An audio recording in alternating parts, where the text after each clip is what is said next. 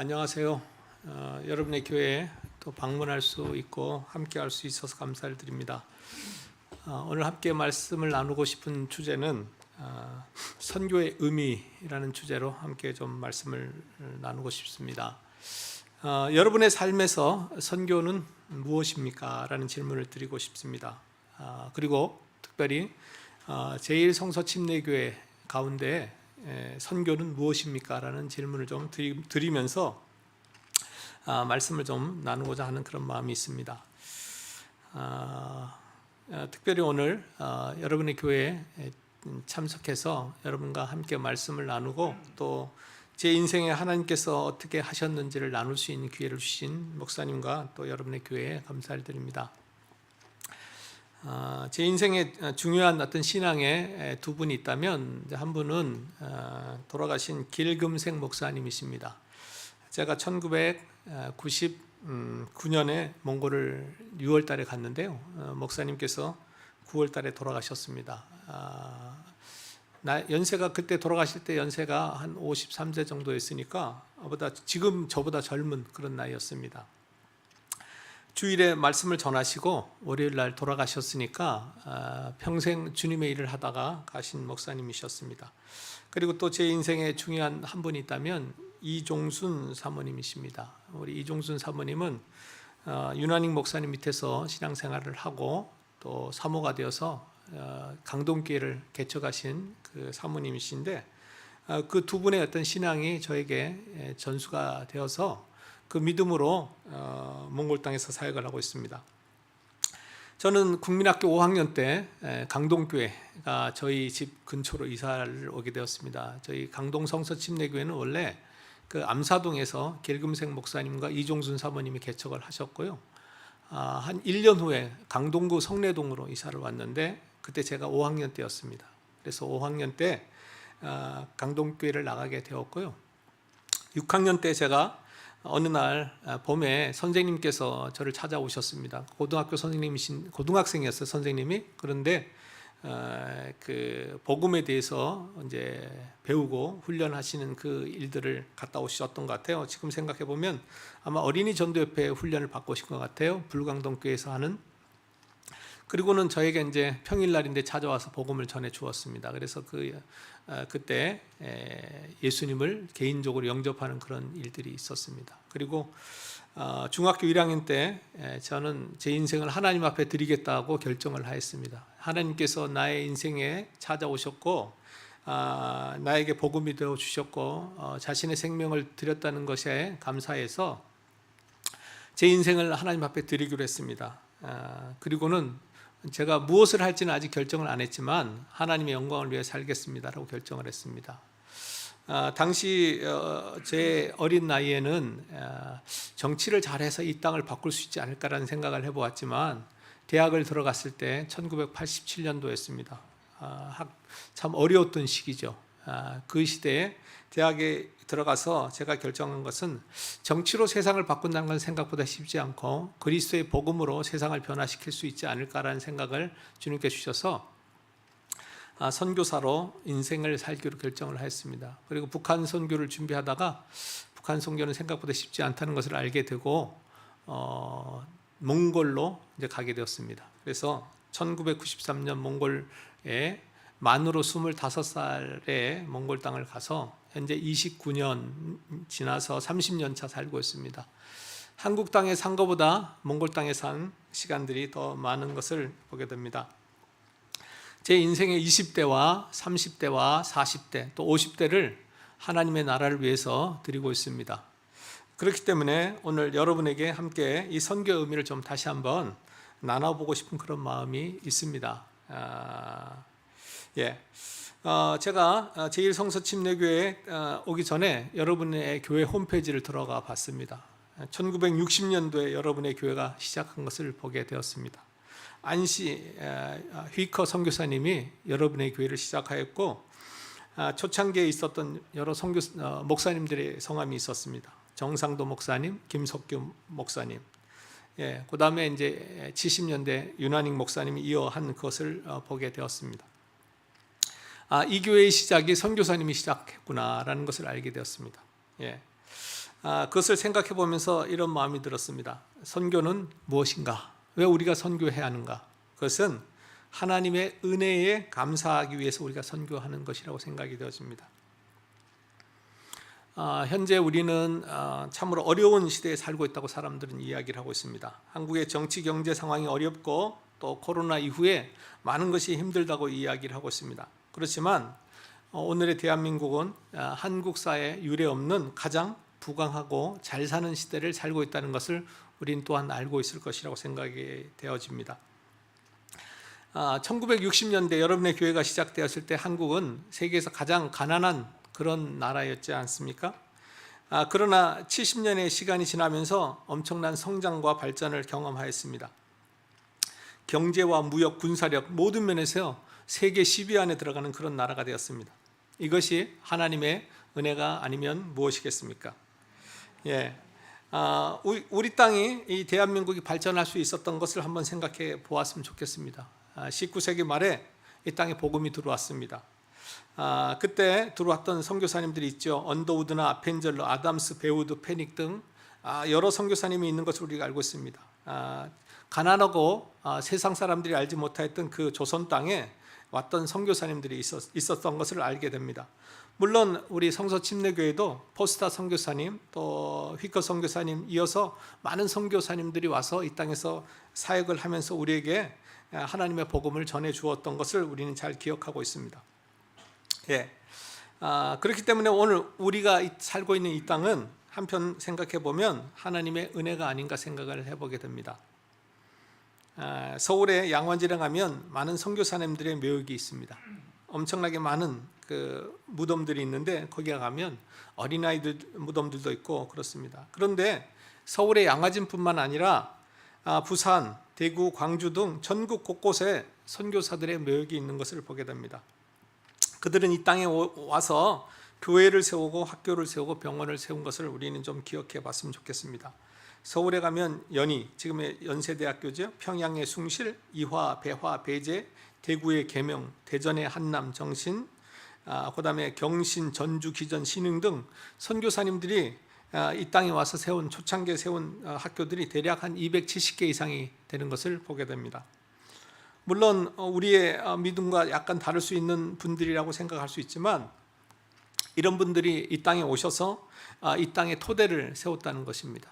그래서 그분들이 키운 많은 사람들로 인하여서 우리는 일제의 어떤 탄압을 극복하고 독립을 할 수 있었고 또 6.25라는 그 시간들을 거쳐서 산업화와 민주화를 이루면서 지금의 이 대한민국이 이루어진 것을 보게 됩니다.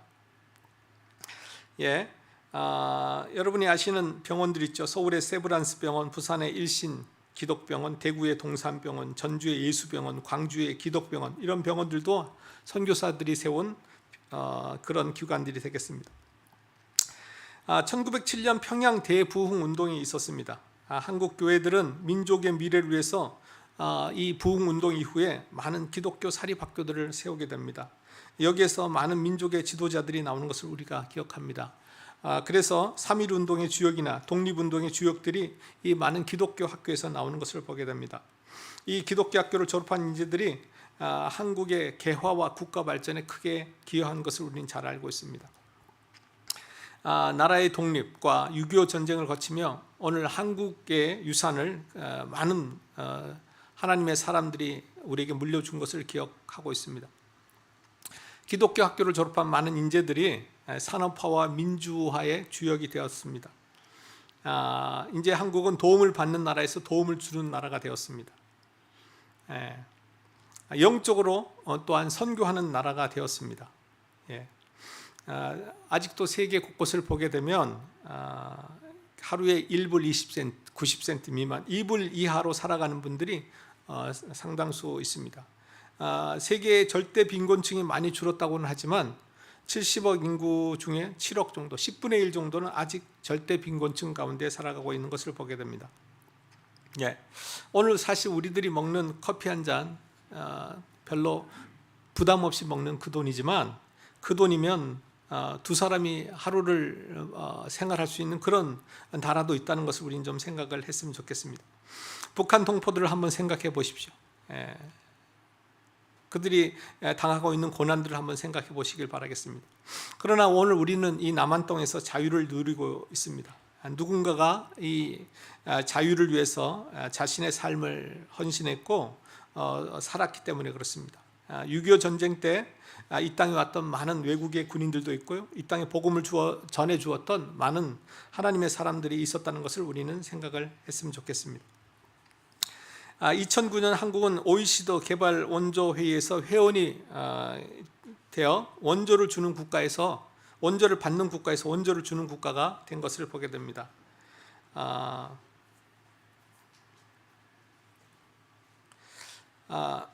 예. 그래서 몽골 같은 나라에도 이제 한국 정부가 지원을 하고 또 사람들을 보내서 도움을 주고 있는 그런 상황이기도 합니다. 네. 지금 이제 한국 외무부에 소속되어 있는 해외 원조 단체들이 있는데 23개의 원조 기관 중에 17개가 개신교 단체들이 운영하는 그런 기관이기도 합니다.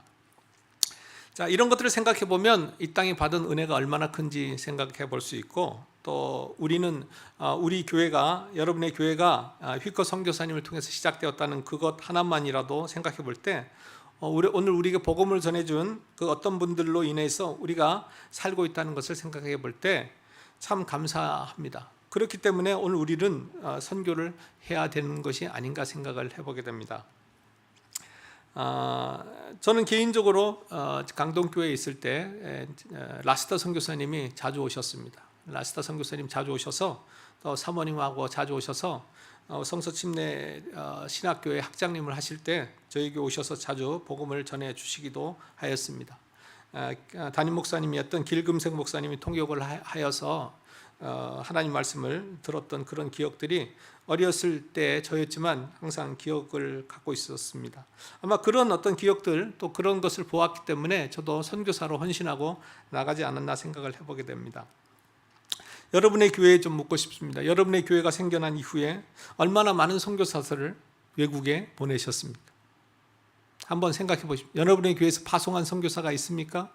혹시 또 여러분의 교회가 파송한 목회자들이 있습니까?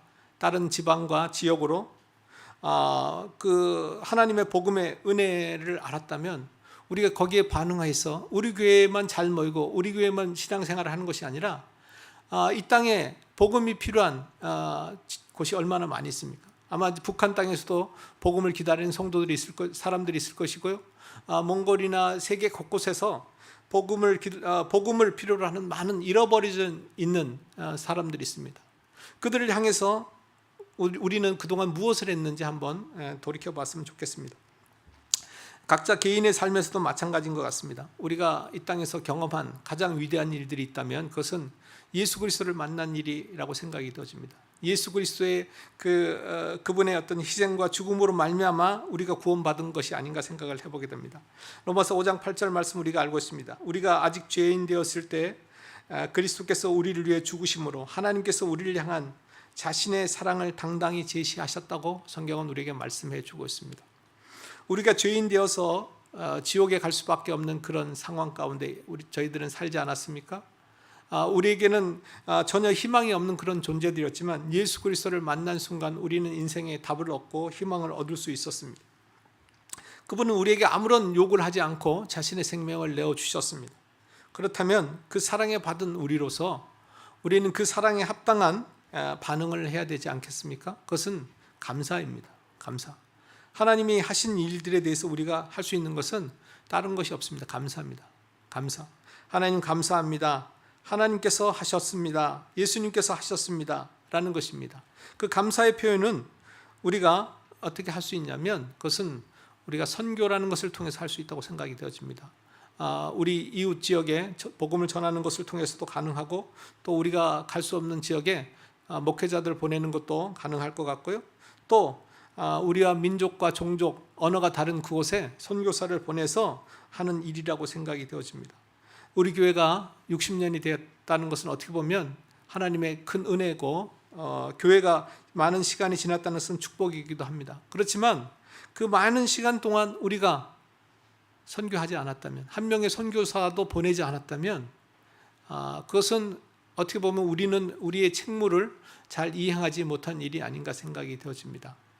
저는 93년에 선교사로 나간 이유가 여러 가지가 있지만 교회의 본질은 선교라고 생각을 했습니다. 당시 길금생 목사님이 매우 이제 아프셨습니다. 오래 사역을 하시지만 건강이 안 좋으셔서 참 걱정이 많이 되는 가운데 목사님 한 1년이라도 좀 쉬었다가 사역을 하시면 어떻겠습니까? 라고 했지만 목사님은 복음을 전한 일을 쉴 수 없다고 하시고 사역을 하시고 돌아가셨습니다. 제가 몽골에 가고 한 3개월 만에 그 소식을 듣고 참 안타까운 그런 시간들이 있었습니다. 물론 강동교회 아직도 큰 교회는 아닙니다. 이 정도 모이는 그런 교회인데 2명의 선교사를 몽골에 보내서 2가정을 몽골에 보내서 서포트하고 있고 몽골에 사역을 하고 있는데 오후에 제가 선교 보고를 드리겠지만 강동교회는 땅도 없고 그리고 여전히 서울에서 전세로 살고 있지만 2가정을 보냈고요. 몇 곳의 땅을 몽골에 구입해서 건축도 했습니다. 어떻게 보면 자신들을 위해서는 별로 쓰지 않고 몽골 땅을 위해서 아낌없이 주는 그런 교회의 모습으로 강동교회가 저희 선교를 돕고 있습니다. 저도 개인적으로 참 죄송하고 미안한 마음이 있습니다. 몽골 선교를 하지 않으면 한국에서 좀 더 큰 교회로 성장할 수도 있을 텐데 라고 생각하지만 또 한편으로 생각해 보면 그것은 강동교회의 영광이 아닌가 생각해 봅니다. 한국 땅에서는 큰 교회는 아니지만 몽골을 위해서 모든 것들을 헌신하는 그런 교회로 함께하고 있다는 것입니다. 그래서 선교는 기본적으로 하나님의 하신 일에 감사하는 것입니다. 선교는 하나님의 은혜에 감사하는 것입니다. 우리가 하나님의 은혜 그것을 감사한다면 가장 먼저 해야 될 일이 있다면 선교하는 일이라고 생각이 되어집니다. 우리가 이 주변의 영혼들을 구원할 뿐만 아니라 하나님의 사람들을 보내는 일에 함께 했으면 좋겠습니다. 사실 예루살렘 교회가 어떻게 보면 큰 핍박을 받은 이유 중에 하나는 어떻게 보면 그들을 흩으시기 원하시고 선교의 도구로 예루살렘 교회를 사용하기를 원하셨지만 예루살렘 교회가 모여서 흩어지지 않았을 때 하나님께서는 하나님의 방법으로 예루살렘 교회를 핍박하셔서 흩으셨습니다. 그리고 흩어진 그들이 안디옥에 가서 또 여러 곳에 가서 복음을 전했던 것을 우리는 기억하고 있습니다. 우리가 스스로 가지 않으면 하나님께서는 교회에 어려움을 주셔서 흩트는 경우들도 있습니다. 우리의 기본 사명인 선교에 우리가 헌신하는 그 일들을 했으면 좋겠습니다. 두 번째 선교의 의미는 뭐냐면 하나님의 위대한 일에 동참하는 것입니다. 우리는 이 땅에서 여러 가지 사업도 있고 우리가 하는 일 자체가 물론 다 소중한 일입니다. 우리가 무엇을 먹거나 무엇을 하든지 주님의 영광을 위해서 주님을 위해서 한다면 그것은 귀한 일입니다. 그렇지만 또 한편 생각해 보면 이 땅에서 하나님께서 하시는 일들이 있습니다. 잃어버린 자들을 찾으시는 일들을 하나님께서 하고 있습니다. 성경은 여러 가지 예수님의 비유를 통해서 말씀해 주고 있습니다. 잃어버린 양을 찾는 비유, 또 잃어버린 드라크마를 찾는 여인, 잃어버린 아들을 찾는 비유를 통해서 하나님의 마음을 우리에게 계속 말씀해 주고 있습니다. 하나님께서는 오늘도 이 땅에 잃어버린 자들을 찾고 있습니다. 그리고 그들이 주님 앞에 돌아오기를 위해서 일하고 계시고 그 일을 위해서 함께 동역할 사람들을 찾고 있습니다. 함께 동역할 교회를 찾고 있습니다. 함께 이 일에 물질을 드릴 사람들을 찾고 있다는 것입니다. 이 일에 여러분들이 함께 참여하시지 않겠습니까? 마태복음 19장에 보면 예수님에게 찾아오는 아이들 있을 때 그 아이들을 예수님에게 못 오게 하는 장애들이 있는데 누구냐 하면 예수님의 제자들이었습니다. 오늘 우리들의 삶도 혹시 우리가 예수님을 너무 잘 믿는다고 하기 때문에 이 땅에 많은 잃어버린 영혼들이 이 교회에 함께 참여하고 있고 하고 싶고 또 선교에 함께 참여하고 싶은데 우리들의 모습이 제자들의 모습이 되어서 혹시 누군가 이 교회에 오거나 또 하나님의 사역에 함께 하고 싶은데 우리가 막지는 않는지 한번 생각해 보았으면 좋겠습니다. 몽골 같은 경우에 사회, 문화, 종교적 장애가 많이 있는 것을 보게 됩니다. 교회도 한국처럼 이렇게 자유스러운 나라가 없습니다. 교회 정부에 등록을 해야 되고요, 또 허락을 맡아야 됩니다. 그리고 1년마다 연장 허가를 받아야 됩니다. 생각보다 쉽지 않습니다.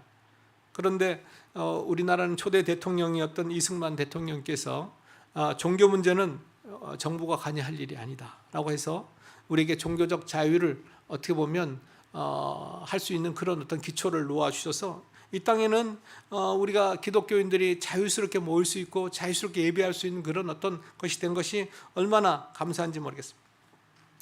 예, 그리고 또 사회주의 전통을 가졌던 나라들에는 17세 이하의 어린이들에게 복음을 전하거나 신앙생활을 하는 것을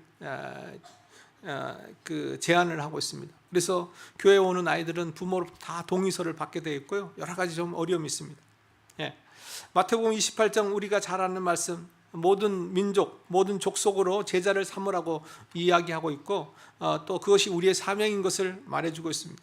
예, 로마서 10장 그런즉 그들이 믿지 아니한 자를 어찌 부르려 하고 이야기하고 있습니다. 예, 듣지 못한 일을 어찌 믿으리오라고 이야기하고 있습니다. 우리가 이 땅에서 해야 될 가장 위대한 일들이 있다면 사업도 있고 또 자녀들을 교육시키는 일도 있겠지만 하나님의 일에 참여하는 일이라고 생각이 되어집니다. 한국의 부모님들은 사실은 어떻게 보면 결혼하고 모든 인생의 가장 핵심은 자녀 교육에 두고 있는 것을 보게 됩니다. 자녀들을 위해서 학원을 보내고 자녀들을 위해서 엄청난 뭔가를 하고 있지만 그런 어떤 열심에 비해서 별로 효과는 없는 것을 보게 됩니다. 자녀들을 위한 투자와 헌신보다는 하나님 나라에 투자하고 헌신하시면 자녀들이 더 잘 될 줄 믿습니다. 한국의 선교사님들이 2014년 한국선교연구원 발표에 의하면 선교지에 810여 개의 학교를 세워 운영 중에 있다고 합니다. 아마 이제 한 6년 정도, 8년 정도 지났으니까 아마 1000개 이상의 학교가 세워질 것 같습니다. 초등학교, 중고등학교, 대학, 그다음에 또 신학교 등 많은 학교들을 세워서 사역을 하고 있습니다. 예. 저희들은 몽골에서 사역을 하면서 이제 비자 문제를 해결하기 위해서 국제 울란바토르 대학교에 이제 함께 참여하게 되었습니다. 지금은 이제 국제 울란바토르 대학교에 시작한 우리 선교사님들 중에 초창기 선교사님은 이제 저만 남아 있고 설립자였고 학장이었던 이제 총장님은 이제 나오셔서 있습니다. 저희 학교 같은 경우에는 학생들이 많을 때는 대학 학생들이 한 3,000명 정도였는데요. 최근에는 학생 수가 좀 많이 줄어서 지금 대학생들이 한 1,500명 정도고요. 대학원생이 한 500여 명 정도, 한 2,000명 정도가 됩니다. 그리고 초중고등학교 학생이 또 한 1,000명, 유치원까지 저희들이 있어서 유치원 과정부터 박사 과정까지 있는 그런 대학이 설립이 되었고 운영이 되어지고 있습니다. 저는 이제 그 가운데 한국 언어문학과에서 한국어를 좀 가르치고 있고 제가 오늘 장황하게 여러 가지 이야기를 한 것은 대학에서 역사를 공부해서 그 역사와 관련된 이야기를 좀 했습니다. 한국 역사, 한국 정치, 한국 경제를 가르치고 있고 우리 강선아 선교사는 이제 한국어를 좀 가르치고 있습니다. 자, 이 학생들을 매년 이제 입학하니까 그 학생들을 만나서 전도할 수 있는 기회들이 생기는 거고요. 또 전도한 학생들을 교회에 가서 양육할 수 있는 기회들이 생기는 것을 보게 됩니다. 그래서 저희들의 어떤 그 몽골의 사역은 기본적으로 대학에서 학생들 전도하고 또 학생들을 전도한 학생들을 교회에서 양육하고 훈련해서 교회를 세워나가는, 그리고 준비되고 헌신된 사람들을 파송해서 또 지역 교회를 새롭게 개척하는 그런 일들을 하고 있는데요. 지금 이제 꿈과 사랑 교회, 그다음에 한길 교회라고 해서 전에 성ging 하이랑 침례교회라고 이름을 줬는데요. 한길 성서 침례교회, 그다음에 나눔의 교회, 향기나무 교회, 이런 교회들이 생겨나고 있고 또 저희가 세 곳에 이제 전도처를 더 함께 선교사님들과 하고 있습니다. 하나님의 일들을 하면서 최근에 이제 대학 일뿐만 아니라 또 지역에 교회를 세워서 개척을 해야 되는데 생각보다 교회 개척이 쉽지 않습니다. 왜냐하면 몽골은 이제 기본적으로 샤머니즘 국가고 불교 국가다 보니까 교회를 세우면 거기는 금기의 땅이 됩니다. 들어가면 안 되는 땅이 되다 보니까 이제 전략을 좀 바꿔서 작은 도서관을 세워서 지역을 섬기고 또 지역을 섬기면서 거기서 전도된 학생들을 데리고 주일날 그곳에서 예배를 드리는, 그러니까 겉으로는 도서관이고요, 본질적으로는 교회입니다. 우리는 이 성전이나 예배당을 그렇게 중요하게 생각하지 않아요. 우리는 교회를 중요합니다. 예수 믿는 사람들의 모임인 교회를 중요한 거지. 우리는 거룩한 곳, 거룩한 뭐 이런 것을 이야기하기보다는 예수 믿는 사람들이 성도고 예수 믿는 사람들이 교회인 것을 믿고 있습니다. 그렇기 때문에 이 예배당을 뭐 특별한 곳으로 생각하는 구약적인 것이 아니기 때문에 그렇습니다. 어쨌든 우리는 그 사람들을 만나고 복음 전하는 그것을 통해서 하나님의 교회, 구원받은 영혼들이 더해지고 그들이 모임을 형성해서 교회가 이루어지기를 바라고 있습니다. 그래서 교회는 선교는 궁극적으로 우리는 하나님의 이 위대한 일에 참여하는 것입니다. 우리가 대통령 행사에 참여하거나 아니면 뭐 회사에서 큰 어떤 사장님이 주최하는 어떤 일에 참여하는 것도 영광스러울 수 있지만 이 천지 우주 만물을 창조하신 하나님의 위대한 사업에 참여하는 것은 가장 위대한 일이라고 생각이 되어집니다. 우리가 정치 자금도 후원하기도 하고 이웃들을 돕기 위해서 후원하기도 하죠. 그러나 가장 위대한 일은 하나님의 일에 우리의 모든 것을 후원하고 참여하는 일이 아닌가 생각을 해보게 됩니다. 세 번째는 오늘 본문의 말씀과 관계가 있습니다. 선교는 하나님을 의뢰하는 것을 배우는 것이다 라고 이야기를 하고 있는데요. 이것은 다른 말로 이야기하면 선교는 우리가 복음을 전하는 일이기도 하지만 또 한편으로는 우리가 그 복음을 전하면서 예수를 닮아가는 길이라고 이야기할 수 있습니다. 신앙생활을 하면서 가장 안타까운 것은 신앙의 시간이 길고 또 하나님의 말씀을 많이 알았지만 그의 삶의 인격이 변하지 않고 삶이 변하지 않을 때 참 우리는 답답할 때가 있습니다. 30년, 40년 신앙생활을 했는데 신앙의 연륜은 늘어나고 하나님의 말씀에 대한 지식은 많이 늘어났지만 그의 삶이 바뀌지 않는다면 신앙의 의미는 없다는 것입니다. 오늘 우리가 읽은 이 고린도후서 1장 8, 9절 말씀을 보면 다시 한번 제가 읽겠습니다. 제가 가지고 있는 성경이 번역이 약간 좀 다를 수 있는데요. 형제들아, 아시아에서 우리에게 닥친 우리의 고난에 대하여 너희가 모르기를 우리가 원치 아니하노라. 우리가 힘에 겹도록 한량없이 눌려 심지어 생명도 단념하고 우리 속에 죽음의 선고를 받았으니 이것은 우리가 우리 자신을 신뢰하지 아니하고 죽은 자들을 일으키시는 하나님을 신뢰하게 하려 함이라고 이야기하고 있습니다. 자, 이 말씀은 어떤 말씀이냐면 바울이 아시아에서 복음을 전할 때 안디옥교회에서 파송을 받아 이 소아시아에 가서 복음을 전하다가 당한 그런 이야기를 하고 있습니다. 우리가 지금 이제 바울은 어떤 고난을 당했다고 이야기는 하지 않고 있지만 그 고난의 의미를 우리에게 설명하고 있습니다. 그 고난이 어떤 사람과 어떤 장소에서 일어나는 것은 구체적으로 이야기하지 않지만 그 고난이 의미가 없었던 것이 아니다, 의미 있었다고 이야기를 하고 있습니다. 그 고난이 얼마나 힘들었는지 여기 보면 우리가 힘에 겹도록 한량없이 눌려 심지어 생명도 단념하고 우리 속에 죽음의 선고를 받았으니 아마 사는 것보다 더 힘들어서 죽고 싶은 그런 마음이 아니었을까 싶습니다. 이런 상황들이 사실은 선교지에 있다 보면 가끔 일어나는 것 같습니다. 이건 뭐 선교지뿐만 아니라 여러분의 삶에도 일어나는 문제가 아닌가 생각을 해보게 됩니다. 예수 믿고 났는데 모든 일이 탄탄대로로 갈 것 같았지만 생각보다 그렇지 않잖아요. 예수 믿고 나면 모든 것이 뭐 돈도 잘 벌 것 같고 건강도 할 것 같고 하지만 근데 하나님의 계획은 거기서 끝나는 것이 아니라는, 우리에게 하나님께서 예수 믿고 구원받고 나서 하나님의 계획은 우리가 영원한 천국을 소유하는 것으로 끝나고 이 땅의 삶이 행복하고 모든 것이 좋은 것으로 끝나는 것이 아니라는 것입니다. 하나님의 계획은 그 다음에 우리가 구원받았으니까 칭의, 의롭다함을 받았죠. 칭의의 과정으로 끝나는 것이 아니라 그 다음 단계인 성화의 단계가 기다리고 있다는 것입니다. 우리가 예수 믿고 나서 그리스도를 닮아가는 그 시간들이 필요한 것을 우리에게 말씀해 주고 있습니다. 선교의 의미는 저희가 잃어버린 영혼을 구원하고 하나님의 일에 참여하고 감사하고 여러 가지 의미들이 있지만 지나고 보니까 하나님은 오늘도 제 삶에서 선교사로 일하고 있다는 것을 배우고 있습니다. 선교지에서 왜 그 고난 가운데 우리를 두시는가? 그리스도의 형상을 만들기 위해서 오늘도 하나님께서 애쓰신다는 것을 알게 되었습니다.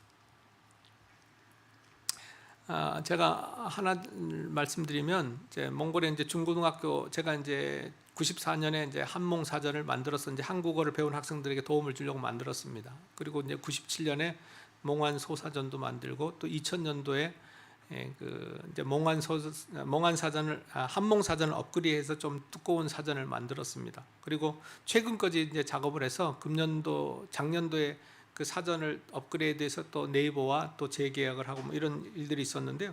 사전을 만들다가 보니까 몽골어 사전이 필요하더라고요. 몽골의 중고등학교 학생들이나 초등학생들이 볼 수 있는 국어 사전이 필요한 거였습니다. 그래서 저희 학교의 몽골어과 교수님들하고 이제 사전을 이제 만들었어요. 한 3년 정도. 또 돈도 저희 출판 사역을 하니까 출판 사역에서 있는 돈을 투자해서 이제 한몽 사전을 만들어서 팔아서 들어왔던 수익금이 좀 있었습니다. 예.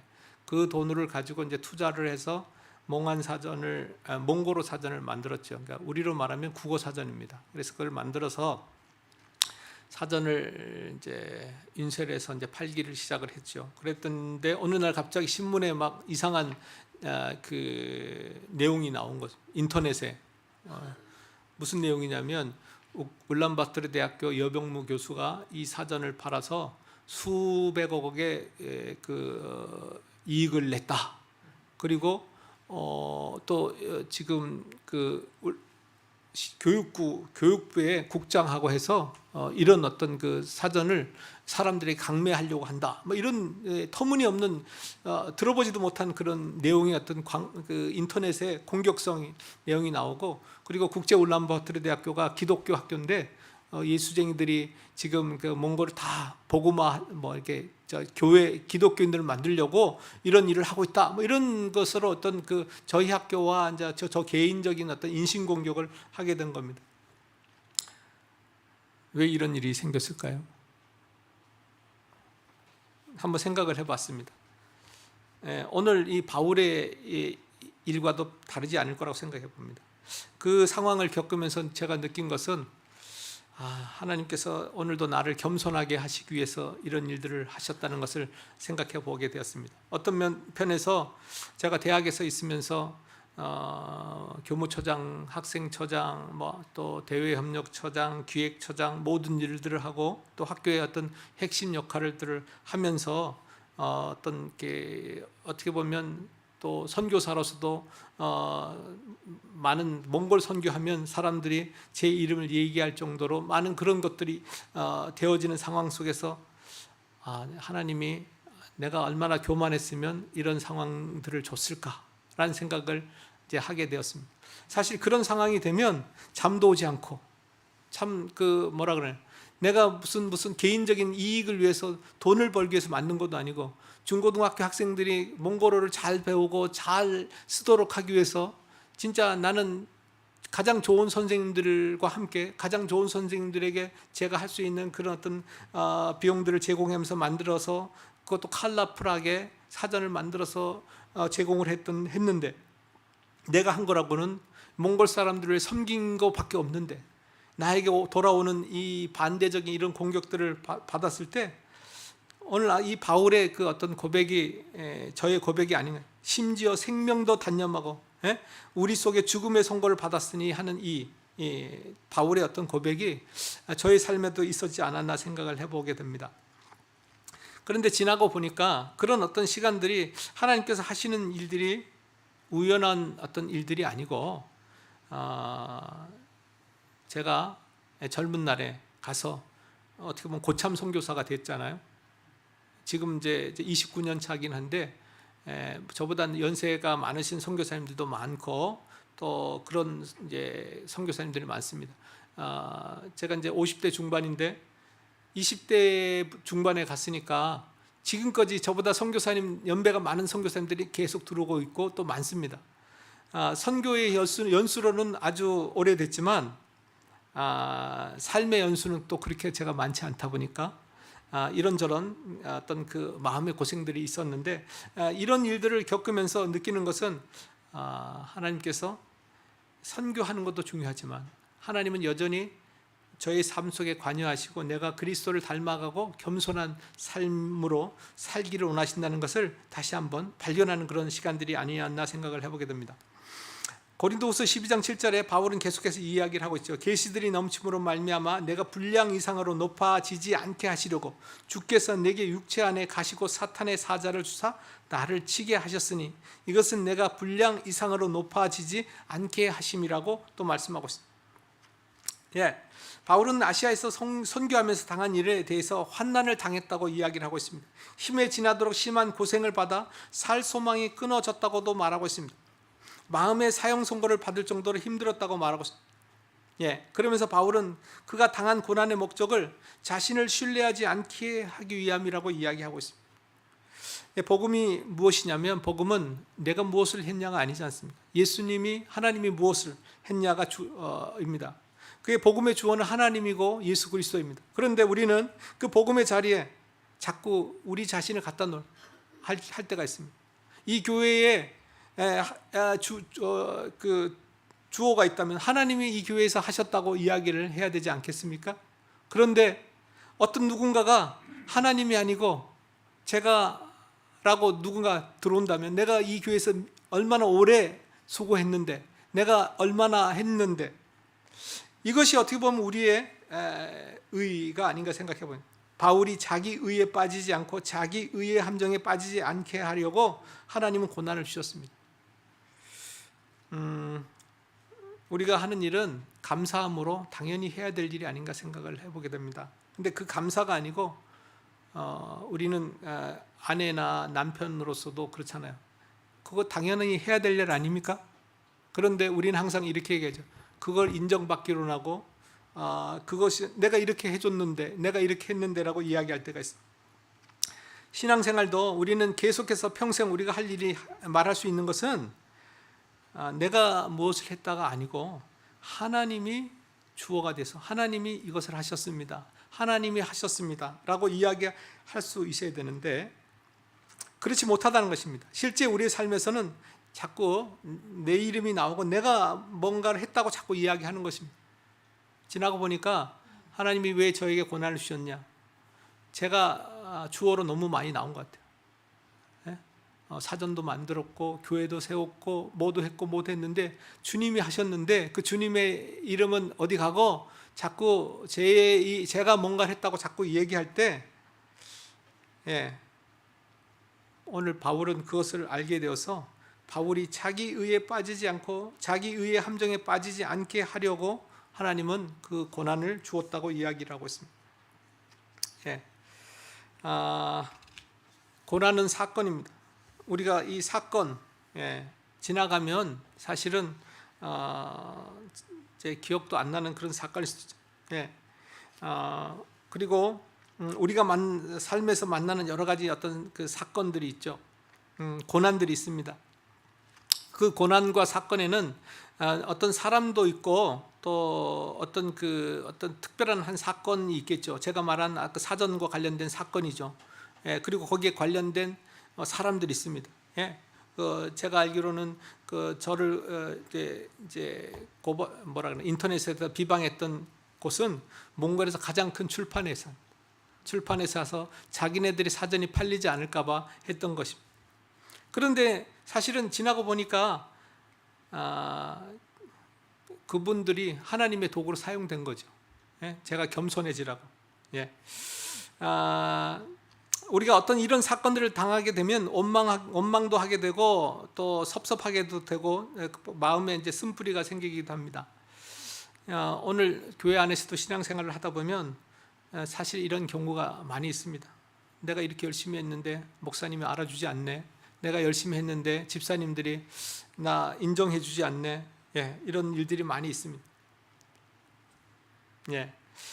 신앙생활에서 가장 어떤 면에서 중요한 것은 신앙의 연수가 오래되었다기보다는 연수가 오래된 만큼 그리스도의 형상으로 얼마나 닮아가는가, 이것이 오늘 우리의 본질이 아닌가 생각을 해보게 됩니다.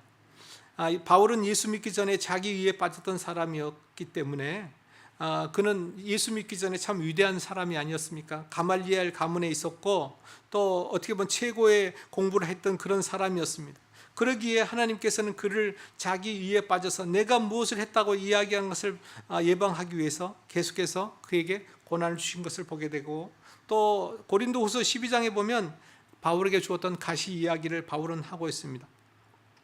그것도 마찬가지로 그가 그 가시 가운데 살게 한 것은, 그렇잖아요. 여러분, 선교사로 누군가를 파송한다면 하나님이 바울을 선교사로 보냈어요. 그러면 선교사로 보낼 때 좋은 차도 사서 보내고 좋은 어떤 집도 사서 보내고 후원도 빵빵하게 해야 될 것 같은데, 하나님은 그 모든 것은 없고 그에게 달려보낼 때 신발 속에 작은 돌 하나 또 가시 같은 것들을 줘서 보냈다는 겁니다.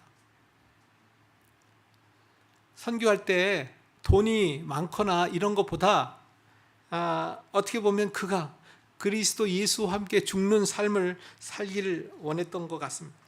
그래서 그게 고난이라는 것을 함께 달려보내지 않았나, 가시라는 것을 달려보내지 않았나 생각을 해보게 됩니다. 바울이 갖고 있었던 그 가시는, 문제는 사실 성경은 정확하게 얘기하지 않습니다. 아마 몸에 어떤 질병일 수도 있을 것 같고요.